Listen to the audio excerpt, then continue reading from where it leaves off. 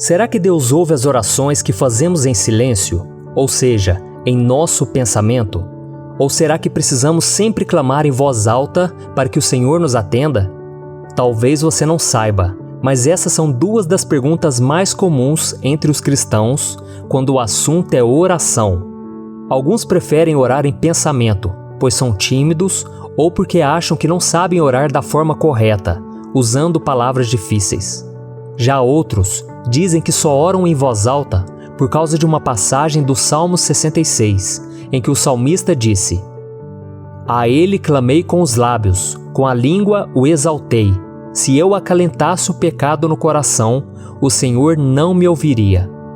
Além disso, esse segundo grupo de pessoas afirma que devemos sempre orar em voz alta para que o inferno ouça quando estivermos falando com Deus.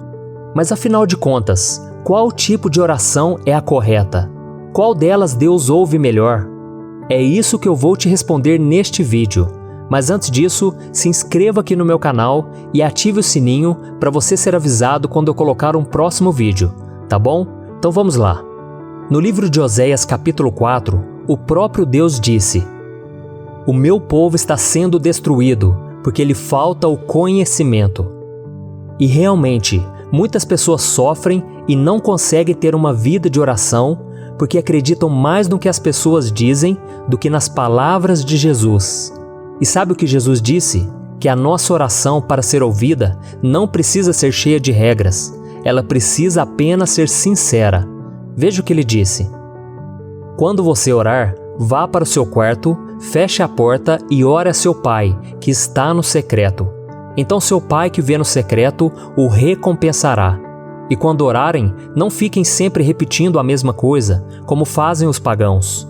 Eles pensam que por muito falarem, serão ouvidos. Repare que Jesus não fala nada a respeito de orar em voz alta ou em pensamento.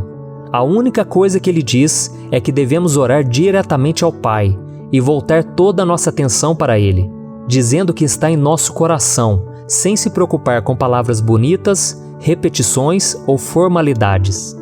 A oração que Deus ouve é aquela que vem da alma, que é feita em espírito e em verdade.